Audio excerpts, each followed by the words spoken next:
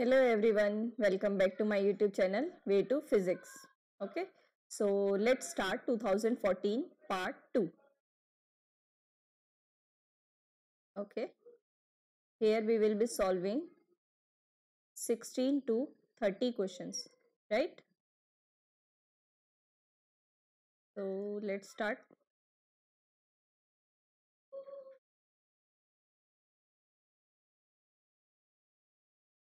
Question number 16.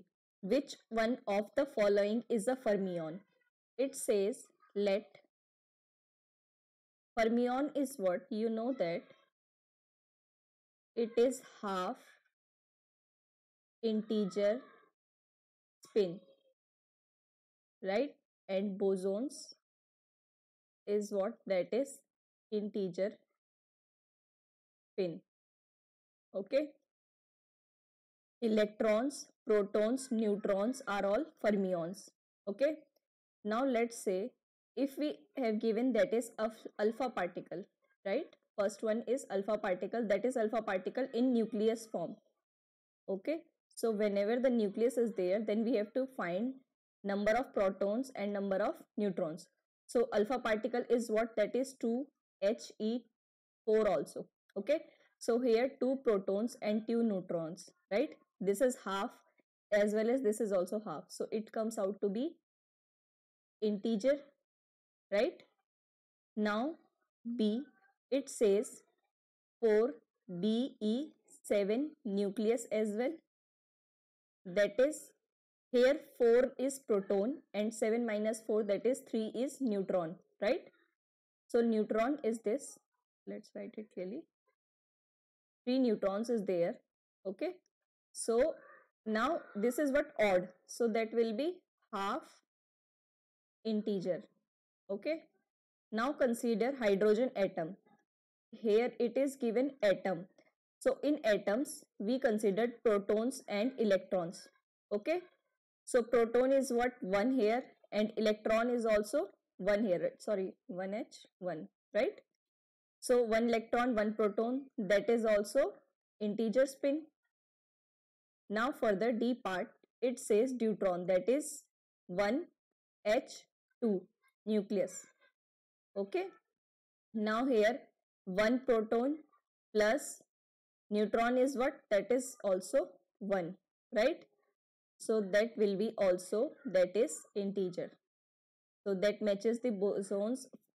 We have to find fermions, so that is only this one, which is B option is our correct option. Okay, got it?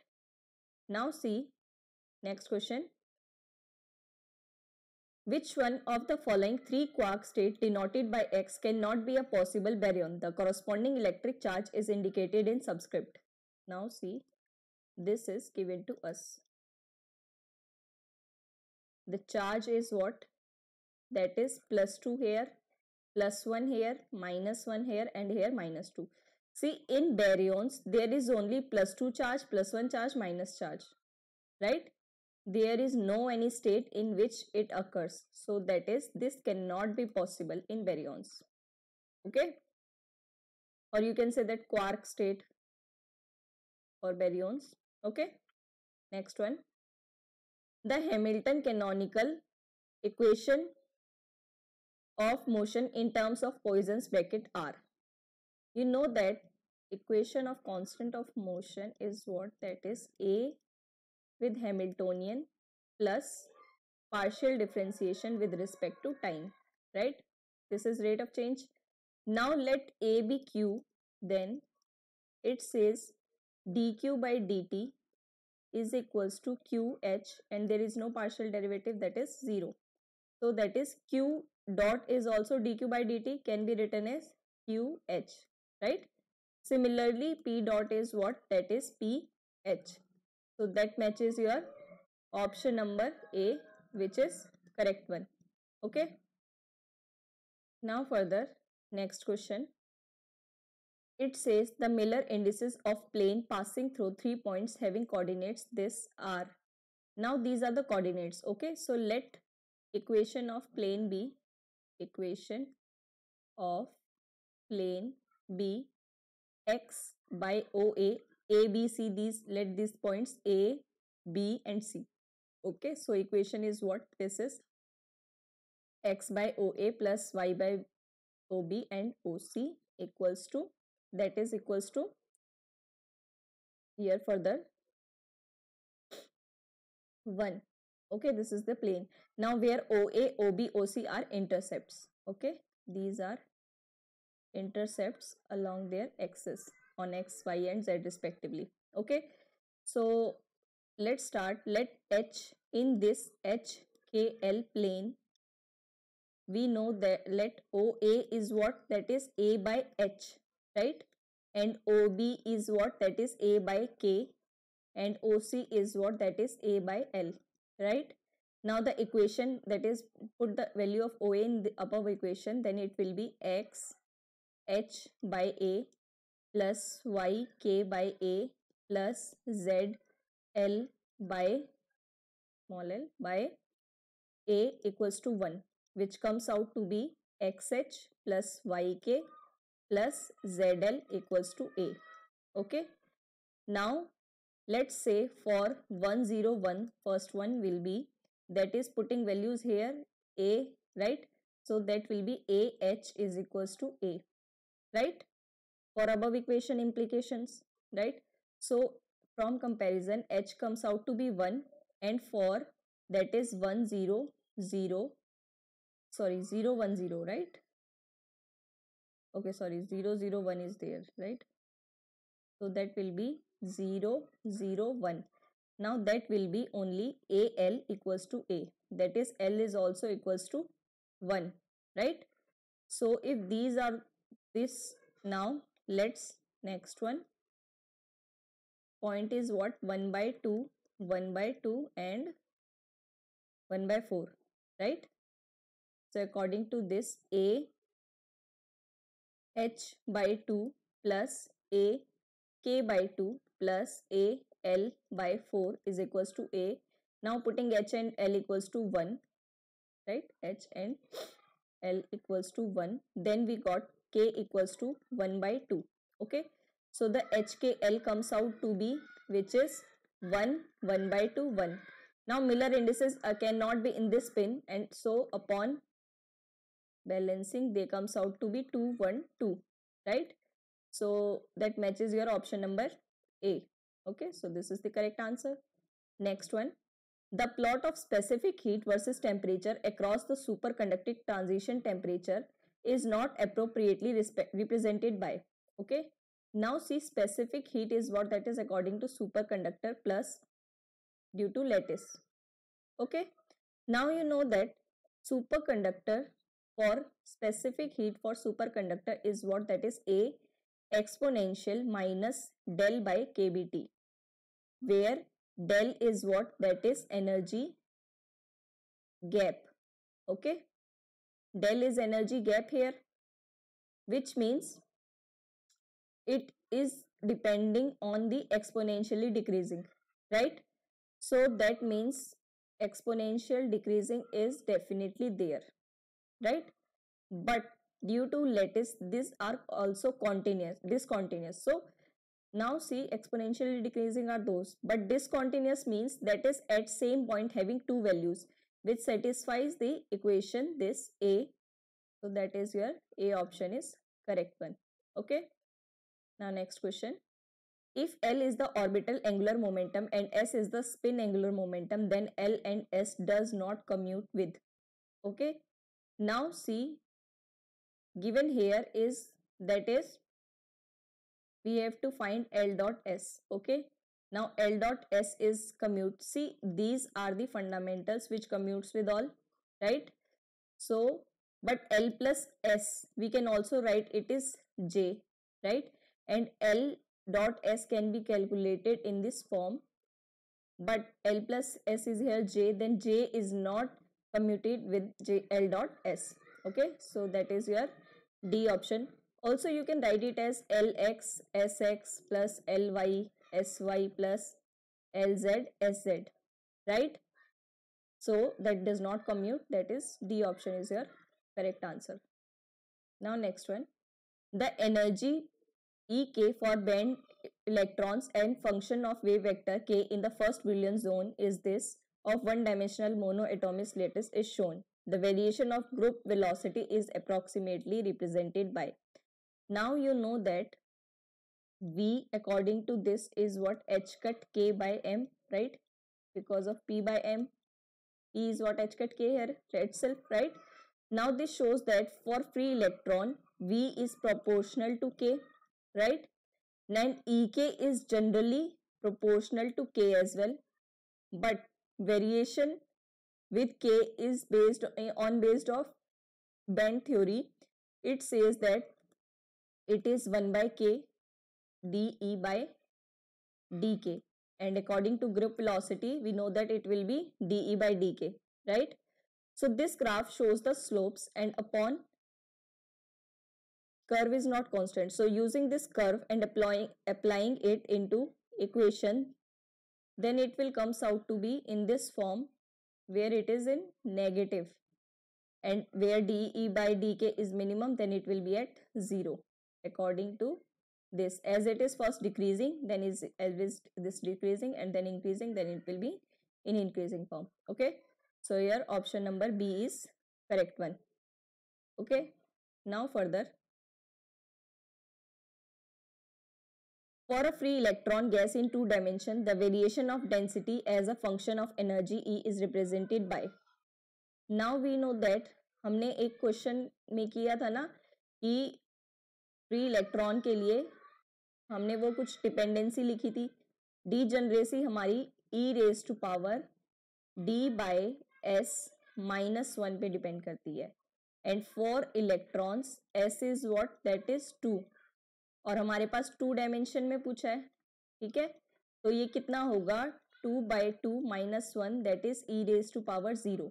तो जब हमारा ये 0 मतलब 1 पे constant है, तो इसका मतलब ये कांस्टेंट ग्राफ आना चाहिए, और कांस्टेंट क्या है आपके पास सी ऑप्शन में ओनली, राइट? तो सी ऑप्शन करेक्ट है. अब देखिए next one, the input given to ideal op amp integrator circuit. अब ये देखो कौन सा सर्किट है हमारे पास, इंटीग्रेटर. इंटीग्रेटर में क्या होता है, आपकी स्क्वायर वेव जो होती है वो हमारे पास किसी एक फिक्स्ड, देखो टी नॉट के बाद क्या होगा, जो आपका ये स्क्वायर वेव होता है ये हमारा एक फर्दर किस में जाता है हमारे पास, accordingly as a p n junction type आपका ये वेरी करता है. ओके, डायरेक्टली प्रोपोर्शनल में आता है. so that is your option number A is correct one. Okay, now further, question number 25, the minimum number of flip flops required to construct a mod 75 counter is. अब देखो number of flip flops,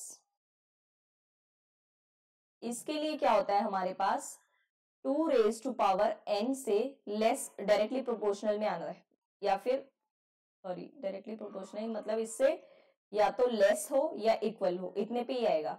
अब देखो 75 आपका कहाँ आता है, 2 raise to power 6 आपका कितना होता है 64, राइट? और 2 raise to power 7 is what, that is 128. अब 64 में ना तो इक्वल है, राइट, ना उससे हमारा लेस है, तो ये आपका रॉन्ग. ठीक है, तो आपके पास ये वाला दैट विल बी योर 75 के लिए 128, that is 2 raised to power 7, that is 7 flip flops are required. Okay, ये देखो मेन फॉर्मूला हमारे पास यही है. ठीक है ना. Next one, a bead of mass m can slide without friction along a massless rod kept at 45 degree with vertical as shown in figure. The rod is rotating about vertical axis with constant angular speed omega. At any instant r is the distance of bead from the origin. The momentum conjugate to r is. ठीक है, अब देखो theta कितना दिया हमें 45, और ये जो हमारे पास फाई है, ये फाई वाला लेते हैं ना हम इसको, ये कितना है हमारे पास, that is what phi dot change है हमारे पास, ये कितने से ओमेगा के उससे चल रहा है, राइट? और हमारे पास पोलर इक्वेशन में होती है m r dot square, sorry ये तो हमारे पास स्फेरिकल उस फॉर्म में आएगा ना, that is r dot square sorry r square theta dot square plus r square sine square theta and five dot square, ठीक है। माइनस, अब देखो ये हमारे पास कौन से वाले उसमें है, ये कितना है आपके पास, थीटा है, तो ये वाला z के साथ क्या होगा, कॉस थीटा वाला, दैट इज mg, z में आता है ना, mg r cos theta, z है ना ये हमारे पास, ठीक है, z कितना है r cos थीटा, राइट। अब देखो इसमें हम फर्दर कितना लगाते हैं, थीटास लगाते हैं, और हमें क्या बोला है, momentum conjugate, momentum conjugate means p theta, that is del l p theta to r बोला है, momentum conjugate to r, that is P R del r dot हमें कैलकुलेट करना है, ठीक है। तो ये कितना आएगा आपके पास, m r डॉट, ठीक है, सिर्फ यही आएगा ना, बाकी तो थीटा और फाई की वैल्यू रखने की जरूरत भी नहीं पड़ी। अगर यहाँ पे फाई डॉट के रिस्पेक्ट में पूछा होता, देखो पी थीटा पूछा है, तो वो कितना आएगा, del L by del theta dot, तो ये तो सिंपली वही M R square theta dot, ठीक है। और पी फाई पूछा होता तब हमें थीटा रखना पड़ता 45 डिग्री, जो कि 1/2 बनता है, तो 1/4 बनता, तो ये कितना बनता, del L by del phi dot, ये बनता आपके पास 1/2 m/4 आर स्क्वायर, 4 भी m/2 हो जाता, फाई डॉट, ठीक है, तो ये बनता, ओके। देखो दोनों तीनों बता दिए हमने, ठीक है ना। Next one 27, an electron in ground state of hydrogen atom has the wave function is this, the expectation value of operator where z equals to r cos theta is given to us, and देखो ये एक हमें exponential के terms में भी दिया हमारे पास, ये इसको नॉर्मली ऐसे भी लिख सकते हो, जो हमने अल्फा पार्टिकल में किया था कि अल्फा एक्स और x raise to power n d x, ये कितना होता है हमारे पास, n factorial divide by alpha n plus one, ठीक है, और यही इसको हम बोलते हैं gamma n plus one divide by alpha n plus one, ठीक है। अब देखो फर्दर इसको हम करते हैं, पहले तो साई है हमारे पास ये, ठीक है, तो साई स्टार, अब देखो ये क्या है हमारे पास, दोनों में मतलब रियल फंक्शंस है ना, तो ये क्या होगा आपका, नॉर्मली ऑल स्पेस के अकॉर्डिंगली 1/पाई ए नॉट क्यू, तो नेक्स्ट पे लिखते हैं,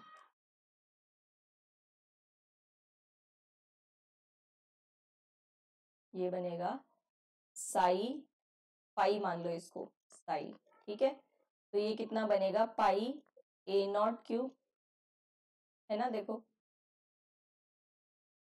पाई ए नॉट क्यूब का ये तो स्क्वायर रूट हट जाएगा, और ये ई की पावर कितनी बन जाएगी, -2r बाई ए नॉट, और हमारे पास ऑपरेटर क्या है, z square minus r square और डी टाउ, है ना, z square minus r square और r square sine theta d r d theta d five, right, कितना कितना, 0 से infinity, 0 to pi and 0 to 2 pi, ठीक है, डी फाइव वाली कितनी जाएगी, 0 टू 2 पाई, ओके। लेकिन अब ये देखो हमारा जो ये गिवन है, आपको ऐसा कुछ, just hold on,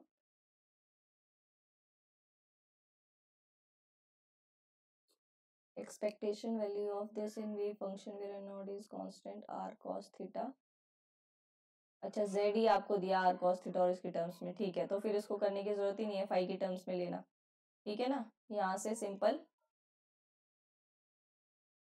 D phi वाला हटा देते हैं, और ये क्या है हमारे पास, और cos थीटा मतलब ये कितना हो जाएगा, r square cos square theta, तो इसको ऐसे लिख सकते हो e minus 2r by A not, r square common, cos square theta minus 1 r square sine theta d r d theta, ठीक है।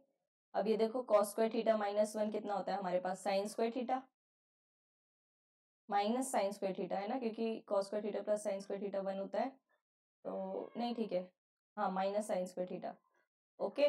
तो इसको सॉल्व करने के बाद देखो ये कितना है आपके पास, r4 बन जाएगा ये, है ना, और ये e माइनस 2r, और ये साइन थीटा वाला साइन क्यूब डी थीटा और डी थीटा, ठीक है, ये वाली टर्म्स बनी। देखो इसको फर्दर लिखते हैं हम, 1/पाई ए नॉट क्यूब, ठीक है, 0 से infinity e minus 2r by A not, ठीक है, और कितना बनेगा r पावर 4 डी आर, और 0 टू पाई कितना बनाइए, साइन क्यूब थीटा, ठीक है, माइनस का आ जाएगा ना तो माइनस बाहर ले लो, डी थीटा, ठीक है।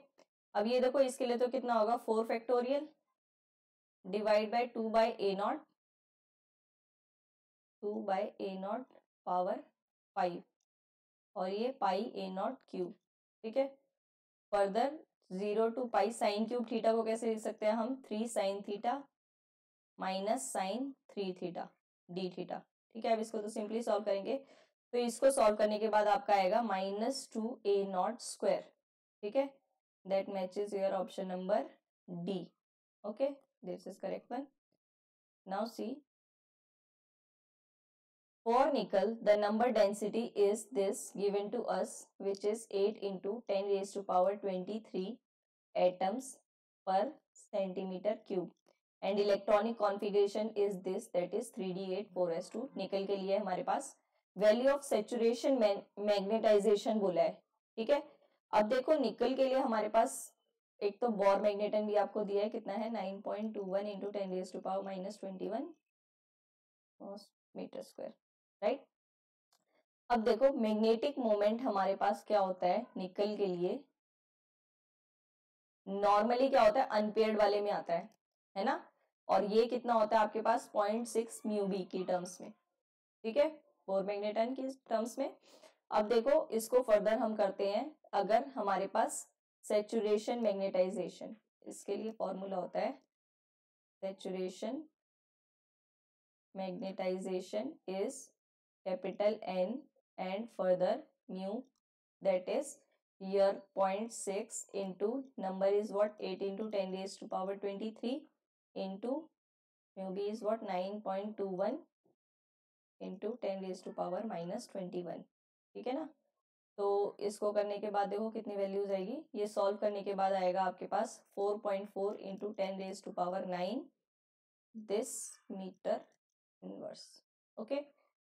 तो 4.4 आंसर है मतलब, ओके।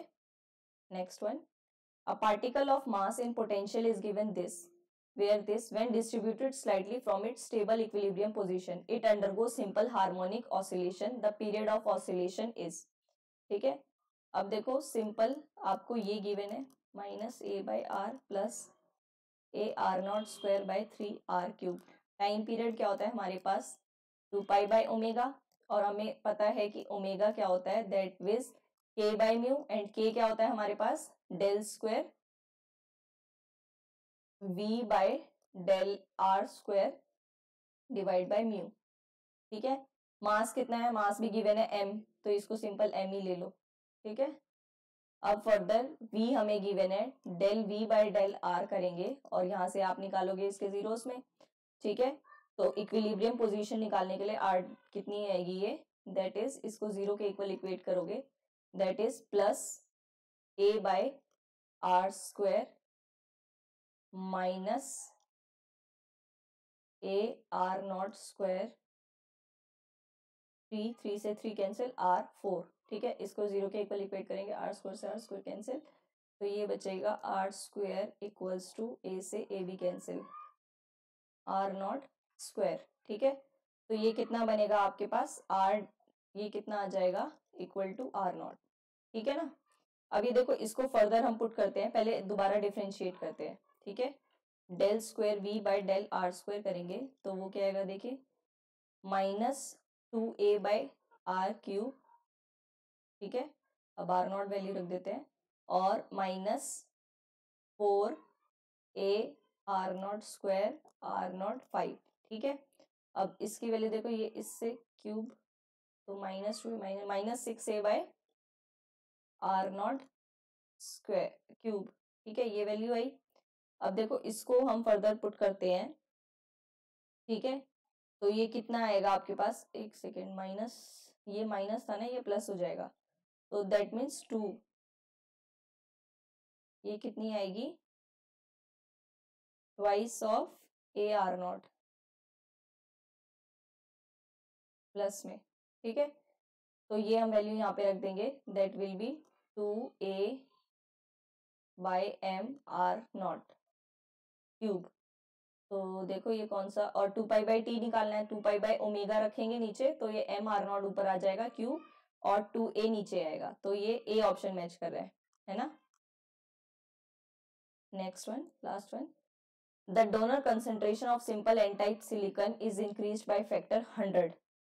ठीक है, the shift in position of Fermi level at 300 K assume the sample to be non degenerate is.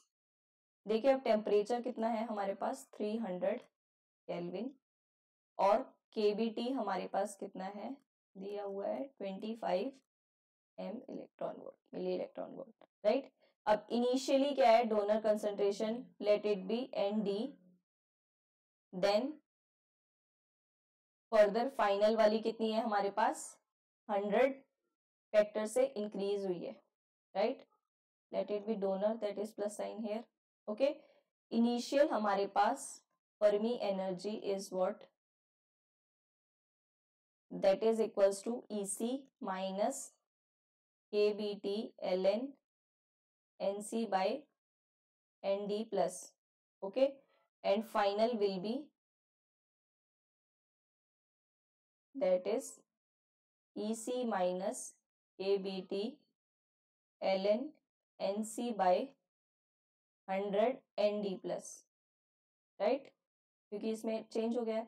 अब फाइन हम चेंज देखेंगे, सैंपल नॉन डिजनरेट करने के बाद हमें शिफ्ट बताना है, that is E final minus E initial, okay. तो इसमें रखने के बाद हमारे पास क्या आएगा, ये KBT ln 100 बचेगा। ln 100 को हम 10⁻² लिख सकते हैं, that is 2 KBT ln 2 ln 10, right. और log 10 हमारे पास कितना होता है, दैट इज इसको हम 2.303 में कन्वर्ट कर लेते हैं ना। KBT की वैल्यू दी हुई है कितनी 2.5, ठीक है 2.5 और सॉरी 25 MeV,